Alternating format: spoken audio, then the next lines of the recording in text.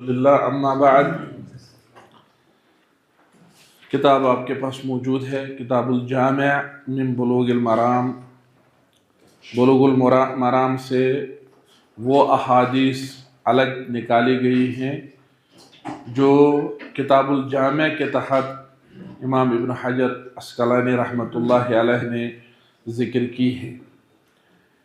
जो किताब बुलूगुल मराम है उसका पूरा नाम है बुलूगुल मराम मिन अदिल्लतिल अहकाम। बुलूगुल मराम में असल में वो अहादीस ज़िक्र की गई है जिनसे अहकाम साबित होते हैं, अमर नही हलाल हराम अहकाम साबित होते हैं। बुनियादी तौर पर बुलूगुल मराम का मकसद या बुनियादी तौर पर बुलूगुल मराम नामी किताब का मौजू फ़ज़ाइल या आदाब नहीं है, इसके 100% बरअक्स रियाज़ुस्सालिहीन है। रियाज़ुस्सालिहीन में बुनियादी मकसद है वो अहादीस जमा करना जिन अहादीस में फ़ज़ाइल है, उनमें वो अहादीस जमा करने का बिल्कुल भी कोई मकसद नहीं है जिनमें अहकाम है। ये किस किताब में है? रियाज़ुस्सालिहीन में। रियाज़ुस्सालिहीन किन्होंने लिखी है? इमाम नववी रहमतुल्लाह अलैह। और बुलूगुल मराम किन्होंने लिखी है? इब्न हजर अस्क़लानी रहमतुल्लाह अलैह। बुखारी की शरह किन्होंने लिखी है? फतहुल बारी हाफिज इब्न हजर अस्क़लानी रहमतुल्लाह अलैह। और मुस्लिम की शरह किन्होंने लिखी है? इमाम नववी रहमतुल्लाहि अलैह। इमाम नववी ने इससे पहले आपने पढ़ा होगा अरबईन भी लिखी है, अल-अर्बईन अन-नवविय्या, ये इमाम नववी रहमतुल्लाह अलैह ने लिखी है, जिसमें अहकाम, आदाब, ज़ुहद, तक़वा, अखलाक़ियात इस सब की हदीसें जमा है। और एक सेमिस्टर ऐसा गुजरा है साबिका उसमें कोर्स में जिसमें आप लोगों ने कौन सी किताब अरबईन नवविय्या पढ़ी है। अरबईन नवविय्या में मिन जुमला तौर पर अहकाम, आदाब, फ़ज़ाइल वगैरह उस सब की हदीसें थी, लेकिन अब आप पढ़ने जा रहे हैं आदाब की हदीसें, लेकिन किस किताब से? बुलूगुल मराम से। ये जो आपने सुना कि बुलूगुल मराम का मनहज क्या है, इसमें कौन सी हदीसें हैं, इन सब के बाद, इन अहादीस के बाद हाफिज इब्न हजर रहमहुल्लाह ने एक ऐसी किताब जमा की बुलूगुल मराम के अंदर, एक ऐसा चैप्टर मेन मौजू बयान किया जिसमें अहकाम के अलावा आदाब और फ़ज़ाइल की हदीसें ज़िक्र की। ये चूँकि उनकी किताब का असल मौजू नहीं है, लेकिन आखिरी बाब के तौर पर, आखिरी चैप्टर के तौर पर किताबुल जामे' नाम रखा। ऐसी किताब, ऐसा चैप्टर जो जमा करता है, किसको जमा करता है? अहकाम, आदाब, फ़ज़ाइल, इन सारी चीज़ों को। वरना अगर किताबुल जामे' नाम नहीं रखते तो ये हदीसें बुलूगुल मराम का हिस्सा नहीं है, ये हदीसें बुलूगुल मराम का मनहज नहीं है, उसका मौजू नहीं है। लोग कहते कि इब्न हजर रहमहुल्लाह ने अपना जो कसद था, इरादा था, मौजू जो मुकर्रर किया था, टारगेट जो बनाया था, उसको तोड़ दिया है, उससे बाहर निकले हैं, क्योंकि इन्होंने वो हदीसें लाई जो हदीसें असलन उनकी किताब का मौजू नहीं था, लेकिन इन्होंने किसके तहत लाई है? किताबुल जामे'। अगर आपसे कोई कहे कि बुलूगुल मराम में किताबुल जामे' के नाम से किताब क्यों है, तो जवाब वाज़ेह होगा।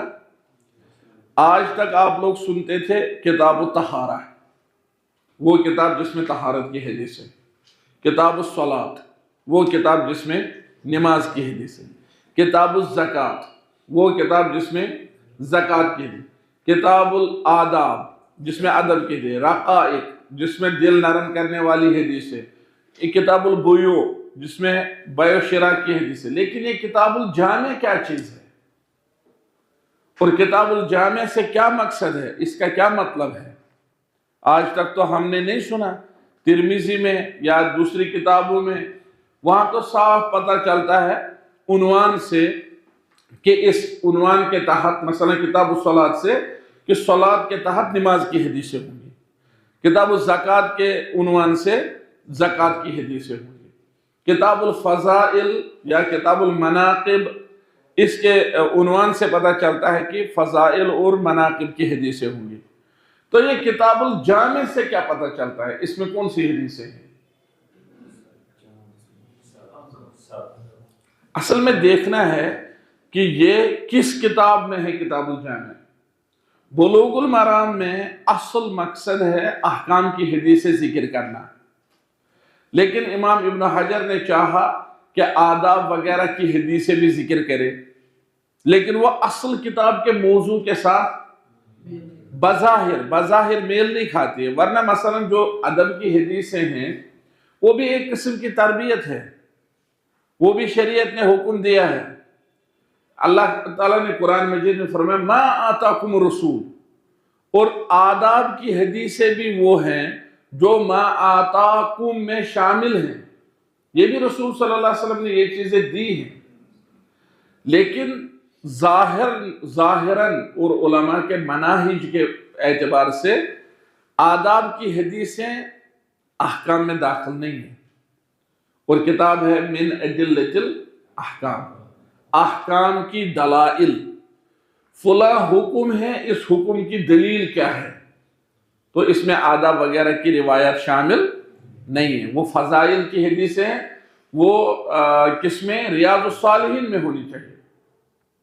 اچھا، ایک اور نقطہ جو آپ کو یاد رکھنا بہت ضروری ہے، پہلے بلوغ المرام وجود میں آئی ہے یا ریاض الصالحین؟ ریاض الصالحین۔ جو جواب نہیں دیتے ہیں، کون سے طالب علم جنہوں نے جواب نہیں دیا؟ آپ جواب نہیں دیا، پہلے بلوغ المرام لکھی گئی ہے ریاض الصالحین؟ بلوغ المرام، جزاک اللہ خیر۔ آپ نے جواب نہیں دیا، آپ نے جواب دیا، کیا جواب دیا؟ ریاض الصالحین، جزاک اللہ خیر۔ آپ نے تو یہ سوچ رہے ہیں کہ یہ دونوں کو جزاک اللہ کہہ رہے ہیں، اب صحیح کون ہے؟ آپ نے جواب دیا نہ، کون سی کتاب ہے؟ ریاض الصالحین۔ تو اگر پتہ ہے بولیے، ان کو ہمت ہوگی اور آپ کو کہیں گے جزاک اللہ خیر۔ تو جن طالب علموں نے 40 میرے پاس پڑھی ہے ان کو پتہ ہوگا کہ پہلے ریاض الصالحین لکھی گئی پھر بلوغ المرام، کیونکہ پہلے امام نووی آئے ہیں اور پھر ابن حجر۔ لیکن بخاری اور مسلم کی شرح کی وجہ سے نووی نے مسلم کی شرح کی، ابن حجر نے بخاری کی۔ ایسا لگتا ہے شاید ابن حجر پہلے تھا اور نووی بعد میں تھا، لیکن ایسا نہیں ہے، الٹ ہے، پہلے نووی تھا پھر ابن حجر۔ کہتے ہیں نووی نے بخاری کی ایک شرح لکھی ہے لیکن وہ مفقود ہے، اور اس سے زیادہ جو بات ثابت ہے کہ نووی نے احکام پر مبنی ایک کتاب حدیثوں کی لکھنی شروع کی تھی، کس کے بعد؟ ریاض الصالحین کے بعد، لیکن وفات ہو گئے، وہ کتاب مکمل نہیں ہو پائی۔ پھر ابن حجر رحمۃ اللہ علیہ نے دیکھا کہ گنجائش موجود ہے، موقع ہے، امام نووی نے جو سلسلہ شروع کیا ہے، انہوں نے 40 لکھی، پھر ریاض الصالحین لکھی، تو امام نووی نے آ کر کے اس سلسلہ کو پورا کیا جو امام نووی نے جو شروع کیا تھا احکام کا سلسلہ لکھنا۔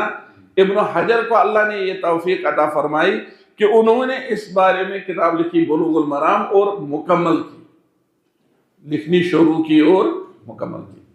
تو کتاب الجامع میں آج ہم شروع کریں گے، کتاب الجامع میں باب الادب۔ پچھلے ہفتے آپ نے یہ پڑھا؟ نہیں پڑھا؟ کیا پڑھا پچھلے ہفتے؟ تعارف کس چیز کا؟ طالب علم کے آداب، وللہ الحمد۔ اور حافظ ابن حجر کے بارے میں کچھ پڑھا؟ نہیں پڑھا؟ تو میں انشاءاللہ کوشش کروں گا، میں نے سوچا تھا کہ شاید آپ لوگوں نے پڑھا ہوگا، تو وہ میں انشاءاللہ تعالیٰ کسی درس میں پیش کروں گا ان کا تعارف۔ تو باب الادب، یہ بات تو واضح ہو گئی کہ کتاب الجامع کیوں ہے، مطلب اب یہ اس میں کوئی اشکال نہیں ہے، کتاب الجامع کیوں ہے۔ تو پہلا جو انہوں نے باب اس میں لایا، باب الادب۔ ادب کس کو کہتے ہیں؟ ادب اصلاً کہتے ہیں کسی ایسی چیز کو جس پر تعریف کی جائے، کسی ایسی خصلت کو یا کسی ایسی صفت کو جس پر کیا کی جائے، تعریف کی جائے۔ اور ادب دعوت کو بھی کہتے ہیں۔ ادب کس کو کہتے ہیں؟ دعوت کو۔ کرشنز ونان آزاز کھو بدفلا سانی، یہ جو کہا نا آزاز کھو بدفلا سانی، اس کو ادب کہتے ہیں، یہ ادب ہے۔ الادب لغتاً الدعا، اور ادب لغتاً کس کو بولتے ہیں؟ بہت سارے معنی ہیں، ایک معنی ہے بلانا، بلانا۔ الادب خصلۃ یحمد علیہ المرء، ایسی صفت جس پر انسان کی تعریف کی جائے، تعریف کی جائے۔ اور یہ جو ہے نا کھانے کی طرف بلانا، عربی میں ہے مأدوبہ۔ مأدوبہ کس کو بولتے ہیں؟ جب کھانے کی طرف بلایا جائے اور کہیں پر دعوت رکھی جائے تو دعوت کو کیا بولتے ہیں؟ مأدوبہ، کیونکہ وہ اچھی چیز ہوتی ہے جس کی طرف لوگوں کو بلایا جاتا ہے۔ ادب شریعت نے کس معنی میں استعمال کیا ہے؟ ایسی صفت کے معنی میں جو قابل تعریف ہو، اور اس کو ادب اس لیے کہا گیا کیونکہ شریعت نے اس کی طرف بلایا ہے، اللہ نے اس کی طرف دعوت دی ہے، اے لوگو یہ اچھی خصلتیں ہیں، ان کو اختیار کرو۔ اللہ کے رسول صلی اللہ علیہ وسلم نے ان کی طرف بلایا ہے، اے لوگو یہ اچھی صفتیں ہیں، ان کو اختیار کرو۔ اس لیے ان کو کیا کہا گیا؟ ادب۔ ادب جب آپ یاد رکھیں گے، ادب کس کو بولتے ہیں؟ ایسی صفت جو قابل تعریف ہو، جس پر تعریف کی جائے۔ تو پہلی حدیث جو انہوں نے اس میں ذکر کی ہے باب الادب میں، عن ابی ہریرہ رضی اللہ تعالی عنہ قال قال رسول اللہ صلی اللہ علیہ وسلم حق المسلم علی المسلم ست۔ ابو ہریرہ سے روایت ہے، اور ان کا مشہور نام عبد الرحمن بن صخر ہے، جیسا کہ آپ سب کو پتا ہے، اور اسی طرح عبداللہ ابن عمر بھی ان کا نام آیا ہے۔ بہت سارے نام ذکر کیے گئے ہیں ابو ہریرہ کے۔ تو ابو ہریرہ یعنی ان کو ہیر کی طرف، بلیوں کی طرف منسوب کیا گیا ہے۔ اس میں دلیل نہیں ہے آج کے لوگوں کے لیے جو بلیاں پالتے ہیں۔ ابو ہریرہ بلیاں پالتا نہیں تھا، بلی آئی تھی ایک مرتبہ، وہ ان کے اس پر سوئی تھی، اور بلیاں مدینہ منورہ میں کثرت سے پائی جاتی ہیں بنسبت دوسری چیزوں کے۔ مدینہ منورہ میں کتے نہیں پائے جاتے ہیں، یہ وہ شہر کی عظمت ہے، البتہ بلیاں پائی جاتی ہیں، اور بہت ہی پاک صاف بلیاں ہیں۔ اگر آپ ان کو کوئی چیز پھینکیں گے کوڑے کرکٹ پر، وہ نہیں کھاتی ہیں، ان کو اچھی طرح سے ٹیشو پر یا کسی گلاس میں اس میں دینا پڑتا ہے تب وہ کھاتی ہیں۔ تو وہاں کی بلیوں کے ساتھ ہمارا تھوڑا سا تجربہ ہے۔ تو بلی آئی تھی، وہ ابو ہریرہ کے اس پر دامن پر یا کپڑے پر بیٹھی تھی، سو گئی تھی، تو انہوں نے نہیں اٹھایا۔ یہ روایات میں آیا ہے، اللہ کے رسول کو یہ ادا پسند آئی، فرمایا یا ابا ہر، پھر نام مشہور ہوا ابو ہریرہ۔ تو اس میں کوئی دلیل نہیں ہے ان لوگوں کے لیے جو آج کے زمانے میں پیٹ رکھتے ہیں اور اس کو کاروبار بنائے ہوئے ہیں۔ کیوں؟ کیونکہ صحیح مسلم کی حدیث مبارکہ میں آیا ہے کہ جو شخص بلیوں یا کتوں کا کاروبار کرے اس کی کمائی حرام ہے، اس کی کمائی کیا ہے؟ حرام ہے۔ تو ان چیزوں میں اور اس میں بہت فرق ہے۔ قال قال رسول اللہ صلی اللہ علیہ وسلم۔ اور ہاں ایک بات یہ بھی ہے اس نام کے حوالے سے، یہ چیز یاد رکھنی چاہیے کہ اللہ کے رسول صلی اللہ علیہ وسلم جب کوئی اس قسم کی چیز دیکھتے تو آدمی کو اسی کی طرف منسوب کرتے تھے، نام دیتے تھے۔ جیسے حضرت علی کو ایک مرتبہ دیکھا مسجد میں لیٹے ہوئے تھے، تو ان کے کپڑوں پر تھوڑی سی مٹی لگی تھی، تو اس مٹی کو جھاڑتے ہوئے رسول اللہ صلی اللہ علیہ وسلم کا حضرت علی کے ساتھ ایک خاص تعلق تھا، بچپن سے حضرت علی کو پالا ہوا تھا، اور ان کے والد نے رسول اللہ صلی اللہ علیہ وسلم کو پالا ہوا تھا، تو بہت ہی گہرے تعلقات تھے۔ تو اس مٹی کو خود اللہ کے رسول صلی اللہ علیہ وسلم نے اپنے دست مبارک سے صاف کرتے ہوئے فرمایا قم یا ابا تراب، تو ان کو اس مٹی کی طرف منسوب کیا، ابو تراب نام دیا۔ تو آپ کوئی آ کر کے مٹی کا وہ کرنا شروع کرے، مٹی کے ساتھ دن بھر کھیلنا شروع کرے، کہے کہ اس کی دلیل اس سے نکلتی ہے، ان چیزوں سے دلیل نہیں نکلتی ہے۔ کہا اللہ کے رسول صلی اللہ علیہ وسلم نے فرمایا، قال رسول اللہ صلی اللہ علیہ وسلم حق المسلم علی المسلم ست، ایک مسلمان کا دوسرے مسلمان پر جو حق ہے وہ 6 قسم کا ہے۔ ایک مسلمان کے دوسرے مسلمان پر 6 حق ہے۔ حق المسلم علی المسلم، مسلمان کا حق مسلمان پر، یا رحمۃ اللہ۔ حق کس کو کہتے ہیں؟ حق کس کو کہتے ہیں؟ القول الثابت اللازم، ایسی بات جو ثابت ہو، جو لازم ہو، یہ لکھ کر رکھو۔ یہ حق کس کو بولتے ہیں؟ القول الثابت اللازم، وہ بات جو ثابت ہو، جو لازم ہو۔ حق المسلم علی المسلم، الفاظ تو حدیث کے اس قسم کے ہیں کہ یہ ظاہری طور پر کسی حکم کے ساتھ تعلق نہیں رکھتی ہے حدیث، لیکن اس سے حکم ثابت ہوتا ہے، لیکن اس سے حکم ثابت ہوتا ہے۔ جیسے اس حدیث کے الفاظ اس طرح ہیں، یا ایھا المسلم یجب علیک، اے مسلمان آپ پر واجب ہے، کیونکہ حق واجب کے معنی میں بھی آتا ہے۔ جو آپ نے لکھا نا الثابت اللازم، لازم واجب کے معنی میں ہے، واجب، لازم، ثابت، یہ سب ایک قسم کے الفاظ ہیں۔ تو جیسے کہا گیا ہے کہ اے مسلمان یجب علیک، آپ پر واجب ہے، تجاہ اخیک المسلم، اپنے مسلمان کے لیے، ستن، 6 چیزیں۔ تو اس طرح سے یہ حدیث جو ہے اپنے مضمون کے اعتبار سے کیا ہے، اس میں حکم موجود ہے۔ اس میں کیا موجود ہے؟ کیا ہے؟ اذا لقیتہ فسلم علیہ۔ اب دیکھو کلام کا موڑ بدل دیا۔ ابھی تک تھا مسلمان پر 6 حق ہیں، یہ مسلمان کون ہے پتہ نہیں ہے، غیب ہے۔ کون سے مسلمان کے 6 حق ہیں وہ بھی پتہ نہیں ہے۔ اب دیکھیے کلام تبدیل کیا، فرمایا جب آپ اس کو ملو گے تو آپ اس پر سلام کرنا۔ اب پہلے رسول اللہ صلی اللہ علیہ وسلم غائب کے بارے میں فرما رہے تھے، اب کس کے بارے میں؟ حاضر کو کہہ رہے ہیں، جب آپ اس کو ملیں گے۔ تو یہ ہر کلام میں اس قسم کا اسلوب پایا جاتا ہے، یہ ہر کلام میں اس قسم کا اسلوب پایا جاتا ہے، اور ایک کمال قسم کی بلاغت اور کلام میں جو خوبصورتی ہو اس کی مثال ہے۔ فرمایا اذا لقیتہ فسلم علیہ، جب آپ اس سے ملاقات کریں گے تو اس پر سلام کہنا، ملاقات کے وقت سلام کرنا۔ اب اس میں بہت ساری حدیثیں ہیں جن میں یہ فرمایا گیا ہے کہ کم تعداد والے زیادہ تعداد والوں کو سلام کریں گے، ضوابط مقرر کیے گئے، یہ اصل ہے، آپس میں سلام کریں۔ پھر ضابطے ہیں، جو کھڑا ہوگا وہ بیٹھے ہوئے کو سلام کرے گا، جو چل رہا ہوگا وہ رکے ہوئے کو سلام کرے گا، جو سواری پر ہوگا وہ پائیدل والے پر سلام کرے گا۔ آپ نے بات سمجھی؟ اذا لقیتہ فسلم علیہ، اذا جب، یہ زمانے کی جو ہے وہ وضاحت کرتا ہے، جب آپ اس سے ملیں گے۔ اس میں یہ نہیں کہ آدمی کہے گا میں تو ابھی اس سے ملا ہوں۔ آپ کسی آدمی سے ملے، سلام کیا، پھر دوبارہ ملے، دوبارہ سلام کیجئے، اور اس سے کیا ہے، اس سے شکوک شبہات بھی دور ہوں گے۔ اگر آپ کہیں کسی دعوت میں ہیں، آپ کسی آدمی سے ملے، آپ نے سلام کیا، وللہ الحمد، لیکن آپ ہیں اور وہ ہیں، مسئلہ حل ہوا۔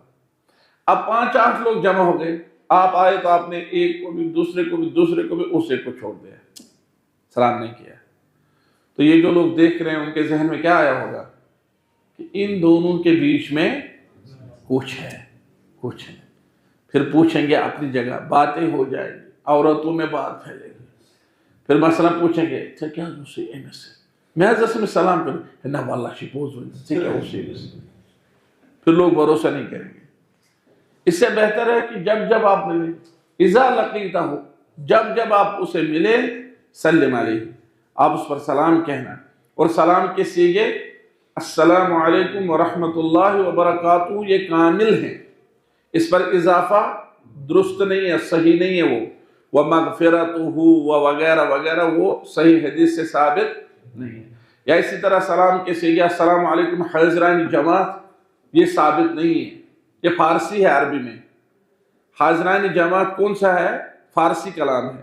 اگر اس کو عربی کریں گے تو پھر یہ تثنیہ ہے، پھر یہ کیا ہے؟ پھر آدمی جب سلام کرتا ہے نا، یہ ہر بدعتی کی یہی حالت ہے۔ بدعت جب کوئی انسان کرتا ہے وہ چاہتا ہے کہ میں کمال حاصل کروں، لیکن اس کو پتہ نہیں کہ بدعت سے ہی نقص آ گیا۔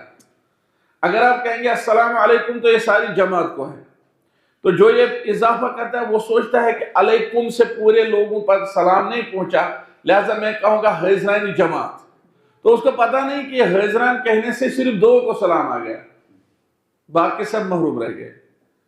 اور عربی اگر اس کو کریں گے تب بھی یہ غلط ہے، کیونکہ حیضرانی جماعت مضاف مضافل ہے، تو وہاں نون نہیں آنا چاہیے، نون ساکت ہونا چاہیے۔ آپ نے بات سمجھی؟ یہ کون سی زبان ہے؟ یہ عربی میں فارسی ہے۔ تو آدمی اپنی عقل سے بھی سمجھ سکتا ہے کہ رسول اللہ صلی اللہ علیہ وسلم فارسی نہیں جانتے تھے، اور یہ جو سلام ہے یہ کس زبان میں ہے؟ عربی میں ہے۔ تو اس میں السلام علیکم حیضرانی جماعت کیسے سنت ہو سکتا ہے؟ فارسی کلام میں کیسے حدیث ہو سکتی ہے؟ آپ نے بات سمجھی؟ تو علی کل حال ہاں یہ جائز ہے کہ اگر کوئی کہے سلام علیکم، بعض اوقات کچھ لوگ سلام علیکم پر اعتراض کرتے ہیں، اس پر کوئی اعتراض نہیں ہے۔ السلام علیکم کہیں یا السلام علیکم کہیں اس میں کوئی حرج نہیں ہے، اس میں صرف معرفہ اور نکرہ کا فرق ہے۔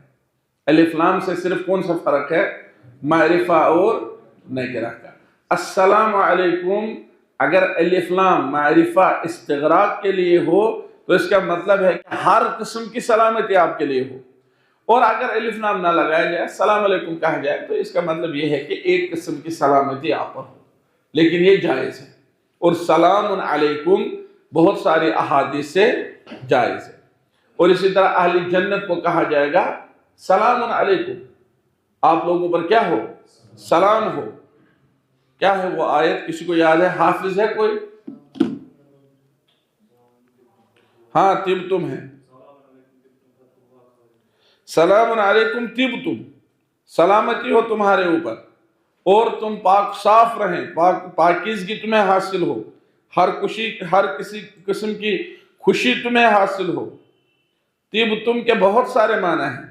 سلام علیکم طبتم فادخلوها خالدین، سورہ الزمر، ہاں سورہ زمر میں ہے سلام علیکم طبتم۔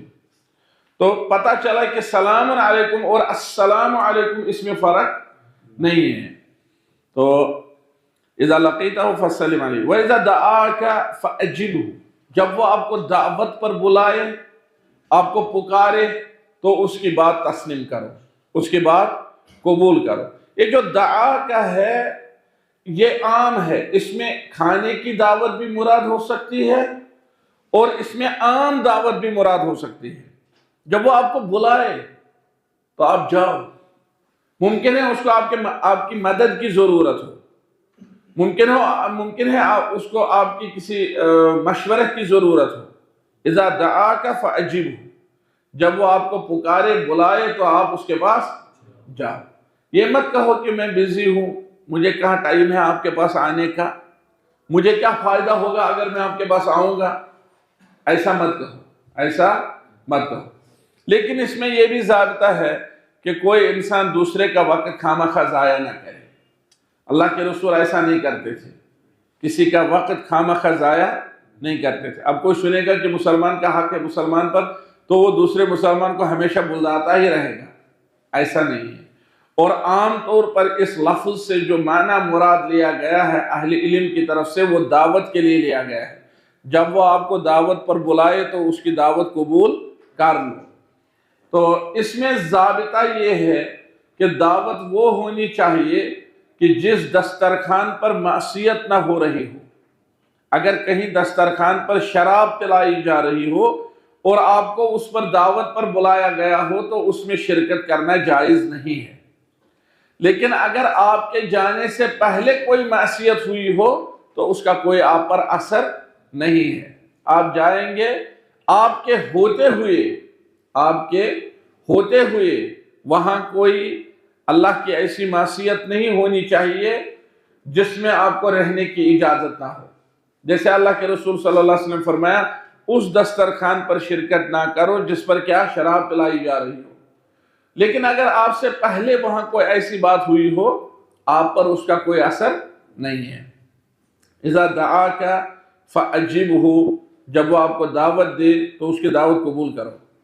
وَإِذَا اسْتَنصَحَكَ فَانصَحْهُ، جب وہ آپ سے مشورہ مانگے یرحمک اللہ تو اس کو مشورہ دے دو، خیر خواہی کرو، نصیحت کرو۔ جب وہ نصیحت طلب کرے، یہ حق ہے، یہ انسان پر واجب ہے کہ جب کوئی بھائی نصیحت طلب کرے تو اگر انسان کو محسوس ہو کہ اس کو میری نصیحت کی ضرورت ہے تو وہ نصیحت کرے، یہ حق ہے، یہ واجب ہے۔ اذا استنصحک فانصحہ، جب آپ سے وہ نصیحت طلب کرے، اس سے پتہ چلتا ہے کہ انسان کو دوسروں سے نصیحت طلب کرنی چاہیے۔ اس سے پتہ چلتا ہے کہ انسان کو دوسروں کو دعوت کرنی چاہیے۔ یہ حدیثیں جہاں ایک طرف سے ان لوگوں کو واجب بتا رہی ہیں کہ آپ کو دعوت قبول کرنی ہے، قبول تو تبھی کرے گا نا جب وہ دعوت کرے گا۔ آپ نے بات سمجھی؟ آپ کو نصیحت کرنی ہے، نصیحت تو تبھی کرے گا نا جب وہ نصیحت طلب کرے گا۔ تو ان حدیثوں سے دونوں طرف سے، ایک طرف سے پتہ چلتا ہے اس کو دعوت کرنا قبول کرنا واجب ہے، لیکن دوسری طرف سے پتہ چلتا ہے کہ اس کو دعوت کرنی چاہیے۔ اس سے کیا ہوگا؟ اس سے تکلفات اور وحشت دور ہوگی۔ بعض لوگ کہیں جاتے ہیں اتنا تکلف کرتے ہیں، گھر والے کچھ پیش کرتے ہیں تو ہاتھ نہیں لگاتا ہے، بڑا متقی اور پرہیزگار اور زاہد اپنے آپ کو پیش کرتا ہے، تو ایسا درست نہیں ہے۔ اور بعض لوگوں کے بارے میں تو سنا ہے، واللہ عالم بالصواب یہ صحیح ہوگا کہ نہیں ہوگا، سنا ہے، آپ لوگوں کو زیادہ پتہ ہوگا، کہ جب وہ سسرال جاتا ہے کوئی آدمی تو وہ اپنے گھر سے ٹفن میں کھانا ساتھ لے کر جاتا ہے۔ یہ کس قسم کا تشدد ہے؟ یہ تو اسلام نے نہیں سکھایا ہے کہ آدمی کے، یہ عام مسلمان کو کہا گیا ہے کہ عام مسلمان کو دعوت کرو، اور جس کو دعوت کری جائے گی اس کو کہا گیا کہ آپ پر واجب ہے، آپ کو دعوت کی گئی ہے، آپ پر واجب ہے، آپ جاؤ قبول کرو، وہاں کھانا کھاؤ۔ اب اگر وہ ٹفن لے کر گھر سے ہی جائے گا یا کسی کے سامنے رکھا جاتا ہے، آپ نے نہیں دیکھا وہ فرشتے گئے تھے ابراہیم علیہ السلام کے پاس تو انہوں نے، ابراہیم نے تعجب سے پوچھا الا تاکلون، تو کونس کیا آپ لوگ کیوں نہیں کھاتے ہو؟ تو یہ معیوب ہے آدمی کہیں جائے اور تکلف کرے، نہ کھائے، ان کے کھانے کو کیا مطلب ایسا سمجھے کہ مطلب میں اس سے کئی درجہ اونچا ہوں کہ میں یہ چیز کھاؤں۔ آپ نے بات سمجھی؟ تو اس لیے واجب کیا اس پر، جب آپ جاؤ گے تو دعوت قبول کرو، دعوت کی جائے گی دعوت قبول کرو۔ آپ سمجھتے ہو کہ مثلا میرا سٹیٹس اونچا ہے، وہ ہے، یہ ہے، نہیں، مسلمان نے آپ کو دعوت کی، یہ قبول کرو۔ ہاں اب تو ایسا ہے کہ کبھی واقعی انسان مشغول رہتا ہے، واقعی انسان کو فرصت نہیں ہوگی، وہ الگ بات ہے، لیکن اگر انسان بیٹھا ہوا ہے مشغول نہیں ہے تو دعوت قبول کرنا واجب ہے۔ اسی طرح نصیحت کرنا، جب اس سے کوئی نصیحت طلب کرے، اور خاص طور پر اس وقت جب اس کو نصیحت کی اشد ضرورت ہو اور کوئی اور نصیحت کرنے والا نہ ہو۔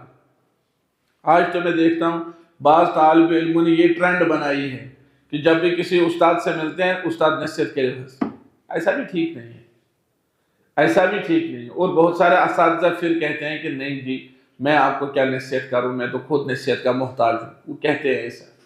لیکن اصل یہ ہے کہ جب یہ کون سی نصیحت ہے؟ مثال کے طور پر کسی مسلمان کو کہیں پر شادی کرنی ہے تو آپ نے محلے کے علاقے کے کسی صاحب تجربہ یا صاحب علم یا صاحب بصیرت کے پاس آتا ہے، اس سے پوچھتا ہے، تو اس پر واجب ہے کہ اس کو نصیحت کرے، خیر خواہی بیان کرے، اچھا مشورہ دے دے، خاص طور پر جب اس کو پتا ہو کہ یہ محتاج ہے اور میرے سوا یا مجھ پر بھروسہ کر رہا ہے، میرے سوا کسی کو نہیں پوچھ رہا ہے، یا میرے سوا اس کو کوئی بتانے والا نہیں۔ البتہ اگر عام نصیحت ہو، کثرت سے علماء موجود ہوں، تو اس میں بھی تکلف کرنے کی ضرورت نہیں ہے۔ اذا استنصحک فانصحہ، جب آپ سے وہ نصیحت اور خیر خواہی طلب کرے تو آپ اس کو نصیحت کریں۔ وَإِذَا عَطَسَ فَحَمِدَ اللَّهَ، جب اس کو چھینک آئے، وَإِذَا عَطَسَ، جب چھینک آئے، فَحَمِدَ اللَّهَ، پھر وہ اس چھینک پر اللہ کی حمد بیان کرے، الحمدللہ کہے، فَشَمِّتْهُ، تو آپ اس کو جواب دے دیں۔ اور وہ جواب کیسے؟ اللہ کے رسول نے فرمایا آپ یرحمک اللہ کہیں، اور وہ جب سنے گا تو وہ کہے گا یہدیکم اللہ ویصلح بالکم۔ آپ نے بات سمجھی؟ تو یہ ادب ہے، کیونکہ کہتے ہیں یہ جو چھینک ہے نا، اگر الیاذ باللہ یہ رک جائے انسان کا بہت بڑا نقصان ہے، بہت زیادہ نقصان ہے اس انسان کا اس میں کہ اگر انسان کی چھینک رک جائے، ایک تو ہے کہ چھینک آئی رکی، چلو 1 گھنٹہ بعد دوبارہ آئے گی، کل دوبارہ آئے گی، لیکن اگر چھینک 100% رک جائے، کہتے ہیں اس سے انسان کا کیا ہے، بہت زیادہ نقصان ہے۔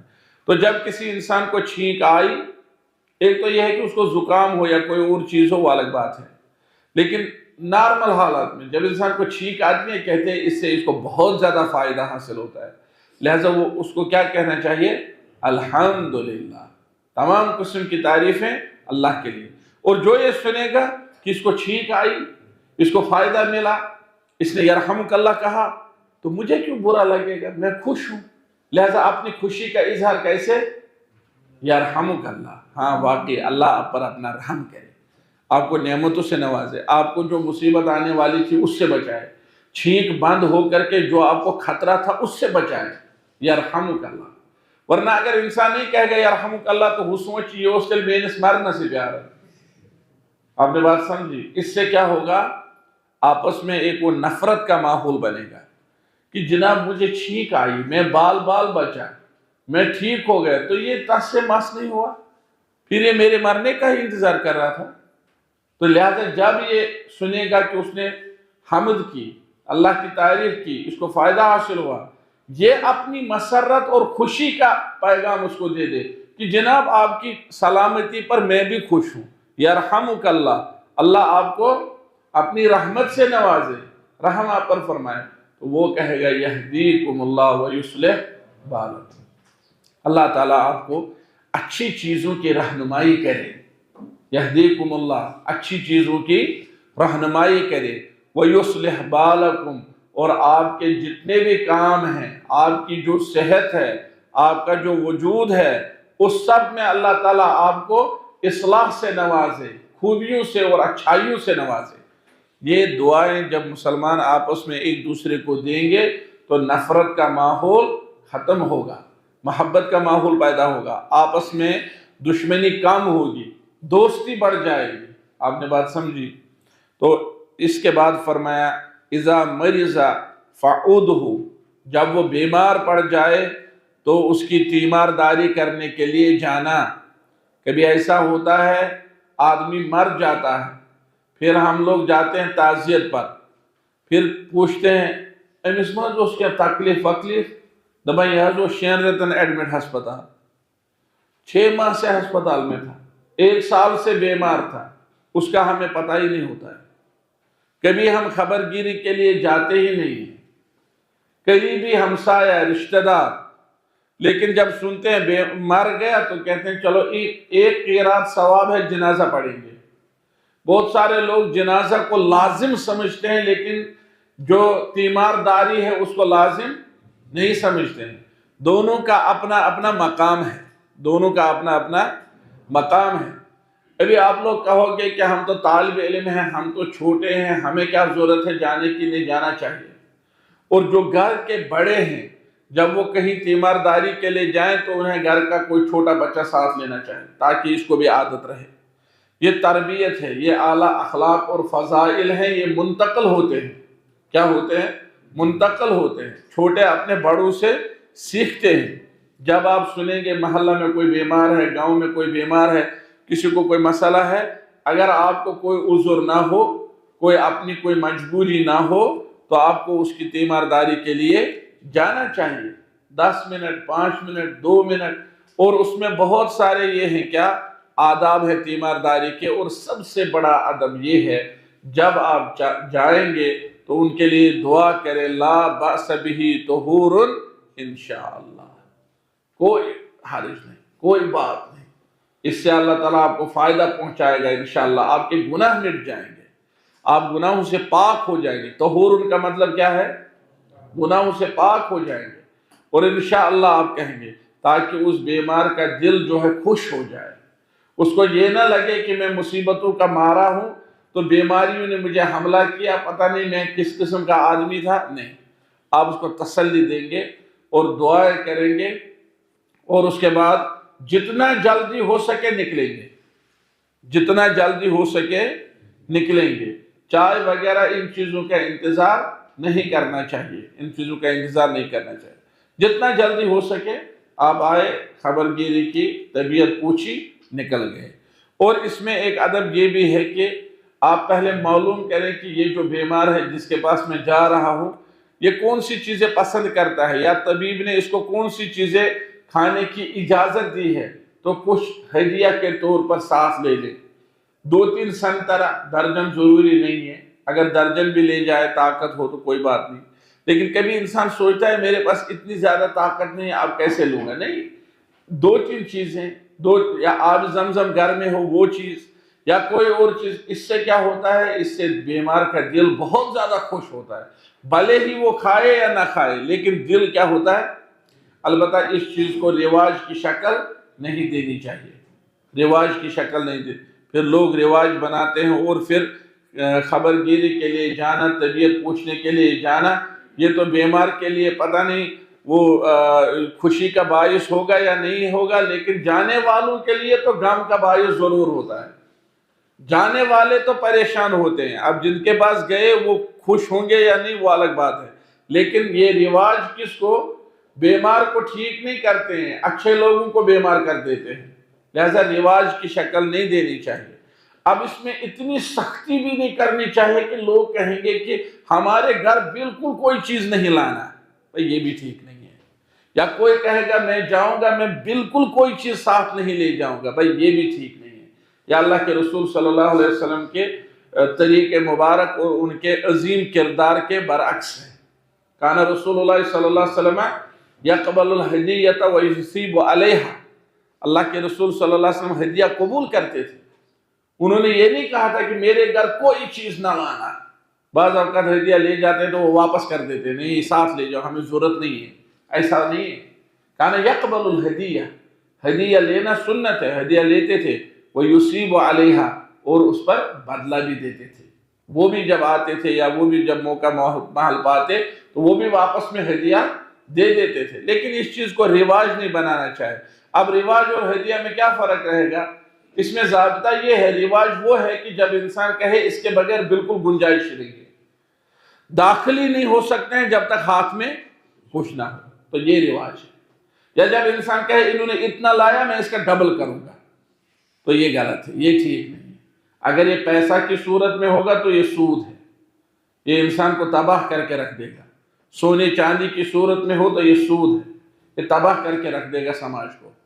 لیکن ہدیہ کیا ہے کہ اس نے آپ کو مثلا 2 سنترے لائے، آپ نے واپسی میں ایک چھوٹی سی عطر کی شیشی دے دی، نہ آپ نے قیمت دیکھی نہ انہوں نے قیمت دیکھی، نہ آپ نے سوچا کہ یہ کم ہے یا زیادہ ہے، نہ انہوں نے سوچا یہ کم ہے کہ زیادہ ہے، اور اسے آپسی محبت، تہادو تہابو، اللہ کے رسول صلی اللہ علیہ وسلم نے فرمایا ہدیہ دے دو اور محبت بڑھ جائے گی۔ وَإِذَا مَرِضَ فَعُدْهُ، جب بیمار ہو جائے تیمارداری کے لیے جانا۔ وَإِذَا مَاتَ فَاتَّبِعْهُ، جب وہ مر جائے تب اس کے جنازہ کے لیے جانا، اس کے پیچھے پیچھے چلنا۔ فَاتَّبِعْهُ یعنی جنازے کے پیچھے پیچھے چلنا، ساتھ چلنا۔ اگر ضرورت ہو، مجبوری ہو تو آگے بھی چل سکتے ہیں، اگر مجبوری ہو تو آگے بھی چل سکتے ہیں، اگر مجبوری نہ ہو تو پھر جنازے کے پیچھے چلنا آگے چلنے سے افضل ہے، بلکہ آگے نہیں چلنا چاہیے، وہی بہتر ہے۔ وعن ابی ہریرہ رضی اللہ تعالی عنہ قال قال رسول اللہ صلی اللہ علیہ وسلم انظروا الى من هو اسفل منکم، اللہ کے رسول نے فرمایا اس شخص کی طرف دیکھو جو آپ سے کم تر ہو، یہ دنیا کے اعتبار سے، دین کے اعتبار سے نہیں۔ ولا تنظروا الى من هو فوقکم، اس کی طرف نہ دیکھو جو آپ سے بڑھ کر ہو۔ فہو اجدر، جب آپ ایسا کرو گے تو زیادہ یہ اس چیز میں آپ کی مدد کرے گا، مددگار ثابت ہوگا۔ اللہ تزدروا نعمت اللہ علیکم، کہ جو اللہ نے تمہیں نعمتیں عطا کی ہیں آپ ان کو حقیر نہیں سمجھو گے۔ جب آپ 2 آدمی آپ کے سامنے ہیں، جب آپ اپنے سے بڑے کی طرف دیکھو گے تو آپ اللہ کی نعمتوں کو حقیر سمجھیں گے، جب آپ اپنے سے کمتر کی طرف دیکھیں گے تو یہ زیادہ مناسب ہے، یہ زیادہ فائدہ مند ہے، زیادہ یہ ہے معاون ہے آپ کے لیے کہ آپ اللہ کی نعمتوں کو حقیر نہیں سمجھیں گے۔ آپ نے جوتا پہنا ہوا ہے، جب آپ اس کو دیکھیں گے جس کو جوتا نہیں ہے، صرف موزہ پہنے ہوئے ہیں، موزہ میں چل رہا ہے، اس کے بعد جوتا نہیں ہے، تو آپ اللہ کی تعریف کریں گے یا نہیں کریں گے؟ آپ نے جوتے پہنے، موزے پہنے، آپ آدمی کو دیکھ رہے ہیں اس کے پاؤں ہی نہیں ہے، وہ ان سٹیکس پر چل رہا ہے، چھڑیوں پر چل رہا ہے، آپ اللہ کی تعریف کریں گے کہ نہیں کریں؟ اچھا، اس کے برعکس آپ سائیکل پر ہیں اور ایک آدمی کریٹا میں چل رہا ہے، آپ کہیں گے خدا سوچا میں خود یہ سائیکل ہے، تو آپ اس سائیکل کو بھی جو ہے وہ کیا کہیں گے، غصہ اسی پر اتاریں گے، سائیکلسٹ جیتے داب پھٹر، میں کیا شاہ کر ہوں سائیکلسٹ، نوسا سائیکل ہے، تو کہتے ہیں کہ وہ ایک آدمی تھا، وہ سمندر کے کنارے پر بیٹھا سوکھی روٹی کھا رہا تھا، کھانی شروع کی تھی، تو وہاں سے کچھ لوگ گزرے، قافلہ گزرا، اس میں مال، دولت، عورتیں، کھادے، دوسری چیز، اس نے کہا یہ کس کا ہے؟ کہا گیا یہ فلاں کا ہے، تو اس نے اللہ سے گلہ کیا، شکوہ کیا، نافرمانی کی، کفرانی نعمت، کہا اے اللہ اس کو یہ سب دے دیا اور میرے لیے یہ سوکھی روٹی، جاؤ یہ بھی میں نہیں کھاؤں گا، اٹھا کر پھینک دی۔ تو کسی نے کہا کہ یہ جو اس کو اللہ تعالیٰ نے دیا ہے، اللہ نے اس کو اس کا مستحق سمجھا، اور آپ کو جو دیا تھا آپ اسی کے مستحق تھے، لیکن آپ نے جو کفرانی نعمت کیا، اللہ نے آپ سے وہ روٹی بھی چھینی، اللہ نے آپ سے وہ ایک روٹی بھی چھینی۔ تو اللہ کل حال انسان کو چاہیے کہ وہ شکرانی نعمت کرے، کفرانی نعمت نہ کرے، لیکن یہ کس میں ہے؟ دنیا کے معاملے میں، یہ آخرت کے معاملے میں نہیں ہے۔ لا حسد الا فی اثنتین، دو چیزوں میں حسد جائز ہے۔ حسد کا مطلب کیا ہے؟ ادھر رشک کرنا، غبطہ۔ آپ کسی کو دیکھیں گے آپ سے بڑھ کر عالم ہے، آپ کہیں گے کہ میں اس سے بڑھ کر بننا چاہتا ہوں۔ آپ کسی کو دیکھیں گے آپ سے بڑھ کر عابد ہے، آپ کہیں گے میں اس سے بڑھ کر بننا چاہتا ہوں۔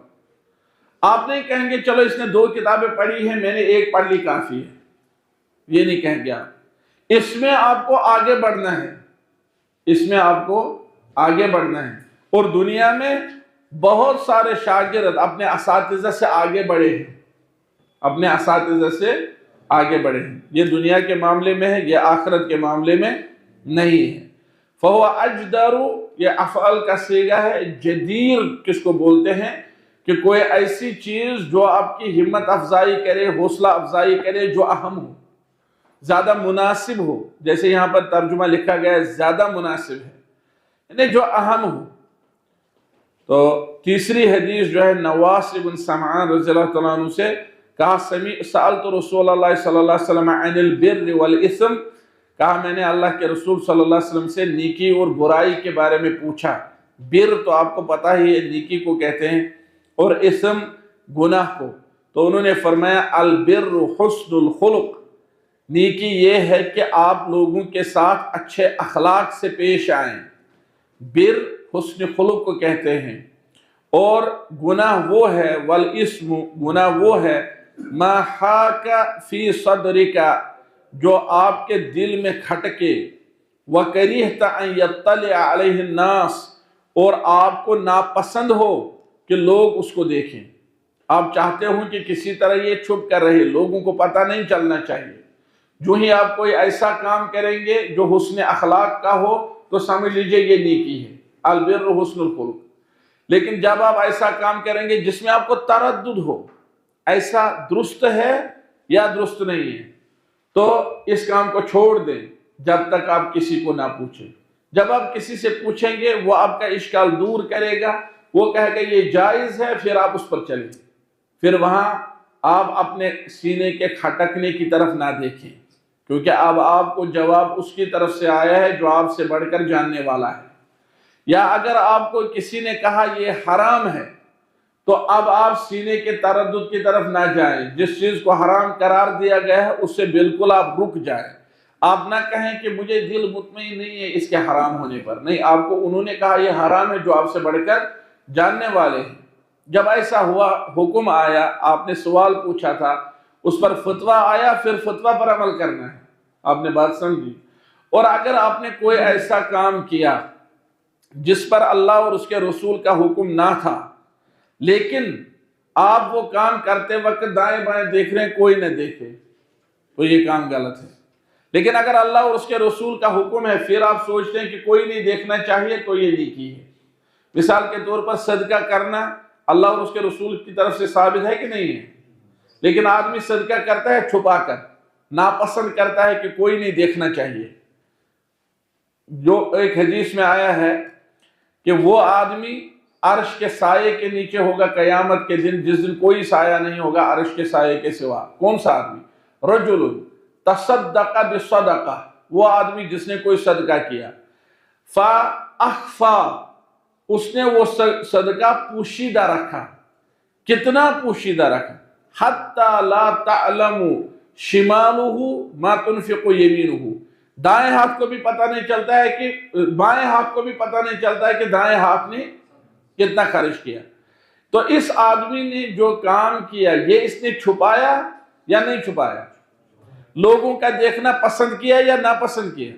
آپ کوئی کہے گا کہ بھائی آپ ناپسند کرتے ہو لوگوں کا دیکھنا لہذا یہ کام غلط ہے، نہیں، اس کام کا غلط اور صحیح ہونے کا اصل حکم شرعاً ثابت ہے۔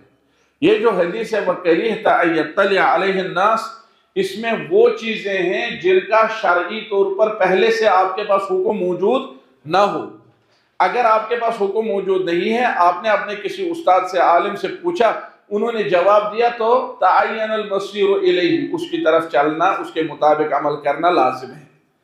اب اگر شریعت کا حکم موجود ہے پھر آپ نے کوئی چیز چھپانا پسند کیا اور آپ نے پسند کیا کہ لوگ اس کو نہیں دیکھنے چاہیے، تو اس کا وہی حکم رہے گا جو شرعاً حکم ہے۔ صدقہ افضل ہے اور اس کو چھپا کر آپ انجام دے رہے ہیں، اس میں کوئی گناہ کی بات نہیں۔ وَكَرِهْتَ أَن يَطَّلِعَ عَلَيْهِ النَّاسِ، گناہ وہ ہے جس کو آپ یہ پسند کریں گے یا ناپسند کریں گے کہ اگر لوگ دیکھیں، اور آپ کوشش کریں گے کہ لوگ نہیں دیکھنے چاہیے۔ یہ کن چیزوں میں ہے؟ جن کا حکم الگ سے ثابت نہیں ہے، جس میں تردد ہو جائے۔ کچھ مت پوچھنا ہے، کلاس ختم ہو گئی، میں نکلنے والا ہوں، کچھ مت پوچھنا ہے کیا وہ سر؟ اچھا، وَكَرِهْتَ أَن يَطَّلِعَ عَلَيْهِ النَّاسِ، یہ اس کا عملی وہ ہے، کہتے ہیں سوال ایک ہے لیکن باہر پوچھوں گا، ناپسند کرتا ہے کہ لوگ سارے اس سوال کو جان لیں، چلے کوئی بات نہیں۔ والا نیرس تھا وس نیرس آنس مسلمس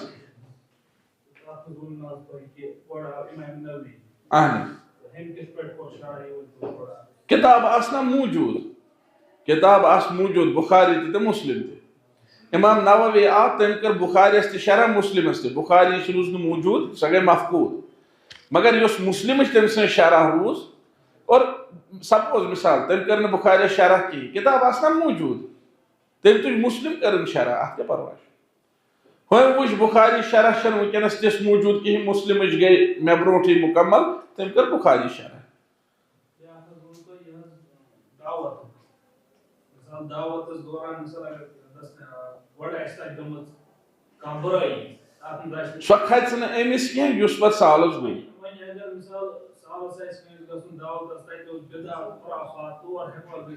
کیا بدعت خرافات کیا ہے؟ مثال کیا بدعت دعوت اس کم بدعت گژھان؟ نہ کہتی ما گو بدعت، بدعت کیا گو؟ زن ونک تاک چیزس بدعت یس نہ آسی، گوڑ بوزس برابر، زن ونک تاک چیزس بدعت یس نہ آسی، گوڑ چھنا اس کارون متعین بدعت کیا گو، خرافات کیا گئی؟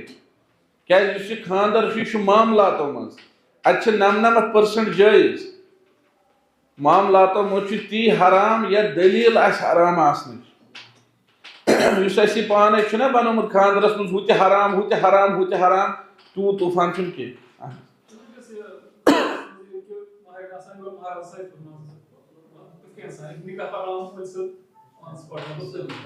وچھو امہ سۭتۍ پیٚیہِ نہٕ کٕہٕنۍ فرق ولی سٕنٛدِس آسنس یا نہ آسنس۔ اگر یِم یہ أکِس اکھ برونٛٹھ کَنہِ بیٚہن اور امہ سۭتۍ ولی کرن کینسل، یہِ چھُ نکاح باطل۔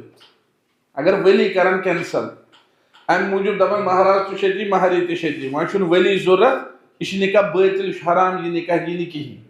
مگر وہ اگر یہ مہراز تہ بیٹھ اتنی مہرنی تہ بیٹھ اتنی مہراز سن طرف مہراز پانے اصالتن نکاح مہرنی طرف وکیل ام سن مول موج موج کیا مول بوے پتر مام یم زن ام سن طرف سہ یتھ بیہنس چھن اعتراض کی یتھ چھن پرواہ کی معاملاتو مز یس یم چیز یہ معاملاتو مز اتہ زیادہ کھت زیادہ کرن پردک وردک اہتمام یوت نہ غیر محرم مرد وچھن کی باقی چیز تم الگ چیز ثابت یعنی پرد سہ خاندر وز تہ سہ فنکشن نبر تہ سہ الگ اخ ٹھوس چیز اخ ثابت تمیک اہتمام تھاون باقی گو ام سات ام سند ین تو نین ام سی پی فرق کی معاملاتو مز یہ جائز وۄنۍ اگر یم ونان نسا یم ین تو وکیل اس زن کور ہند طرف ولی آسان سہ کرو اس سکپ یہ آو نہ خاندر کہین یہ گوس باقین واضح تل حظ اکھ ؤنِو تۄہہِ منٛز تل حظ ژٕ وَن جگر میون وَژھ تھوٚو تل سا وَن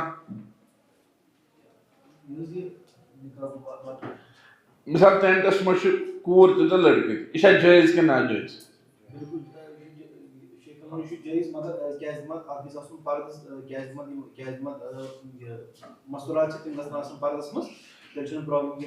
اور اس یہ پردک حکم یہ یتھ خاندرس یوت سی تعلق تھاوان یہ الگ أکس مسلمان سن زندگی من سرسی زندگی من پردک احکام ثابت یم احکام اوتام پردک تم گھن خاندر چہ فنکشن ست کینسل تم ام سات تہ ثابت ٹھیک